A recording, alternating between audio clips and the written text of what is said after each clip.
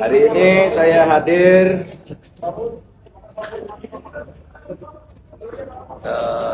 sahabat-sahabat saya pengukuhan guru besar karena saya ini akademisi jadi diundang.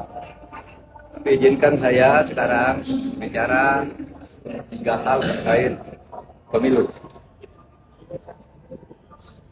4 hari terakhir saya istirahat sehingga banyak sekali wartawan kontak bagaimana saya dan mau apa.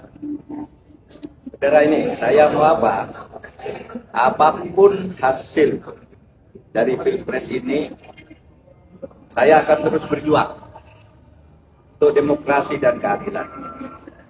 Jalan perjuangan untuk demokrasi dan keadilan bukan hanya pemilu.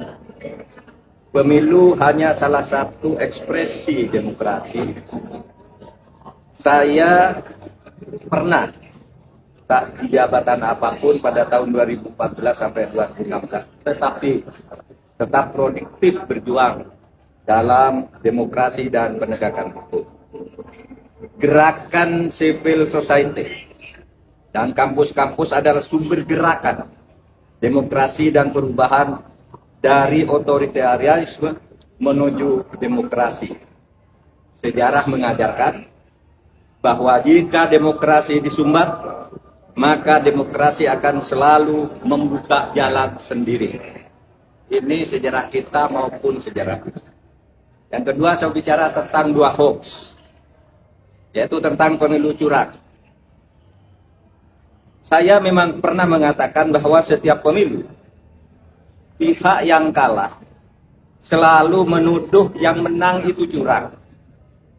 Saya katakan itu pada beberapa kesempatan, yaitu saat KPU periode Hasyim Asy'ari dibentuk.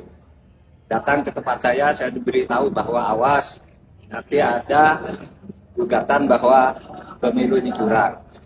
Begitu juga saya pidato itu secara terbuka saat pembentukan TV pemilu di Trans TV pada awal tahun 2023. Jadi saya katakan bahwa setiap pemilu yang kalah itu selalu menuduh curang. Itu sudah saya katakan di awal 2023. Tepatnya sebelum tahapan pemilu dimulai. Tapi jangan diartikan bahwa penggugat selalu kalah. Sebab memang sering terjadi kecurangan terbukti itu secara sah dan meyakinkan. Ketika saya menjadi ketua MK pernah memutus pembatalan hasil pemilu dalam bentuk perintah pemilihan ulang maupun pembatalan penuh. Sehingga yang menang dinyatakan disqualified dan yang kalah naik. Jadi bisa pemilu ulang. Misalnya saya sebut contohnya hasil pemilu Kada Jawa Timur tahun 2008 saat Khofifah dinyatakan kalah dari Soekarno. Kita batalkan hasil dan diulang. Hasil Pilkada Bengkulu Selatan yang menang didiskualifikasi, yang di bawahnya langsung naik. 3. Hasil Pilkada Kota Waringin Barat sama dengan Bengkulu Selatan dan banyak lagi kasus di mana ada pemilihan ulang terpisah daerah tertentu, desa tertentu dan sebagainya. Nah, harus diingat bahwa untuk pertama kali istilah pelanggaran terstruktur, sistematis dan masif itu muncul sebagai vonis pengadilan di Indonesia tahun 2008 ketika MK memutus sengketa Pilgub antara Khofifah dan Soekarno. Saya waktu itu hakimnya. Dan setelah menjadi dasar, vonis-vonis lain untuk selanjutnya masuk secara resmi di dalam hukum pemilu kita. Jadi ini sudah menjadi jurisprudensi dan juga menjadi aturan di undang-undang, di peraturan KPU, di peraturan Bawaslu itu ada. Gitu. Pelanggaran terstruktur, sistematis dan masif itu. Jadi ini bukan hanya jurisprudensi sekali lagi, tetapi juga termasuk di dalam peraturan perundang-undangan dan buktinya banyak pemilu itu dibatalkan, didiskualifikasi, ya. Saya nangani ratusan kasus tentang ini, banyak. Ada yang diulang beberapa ini, ada yang dihitung ulang dan sebagainya. Tergantung hakimnya punya bukti atau tidak, atau kalau sudah punya bukti, menerima bukti apa berani apa tidak.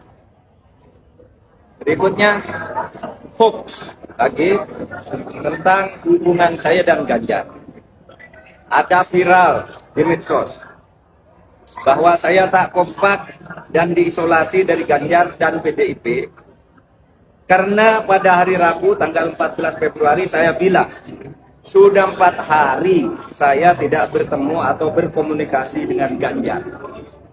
Padahal waktu itu ketika ditanya oleh wartawan Rabu pagi itu, kapan Pak terakhir ketemu Pak Ganjar? Saya bilang sudah 4 hari saya tidak berkomunikasi, tidak kontak. Kenapa?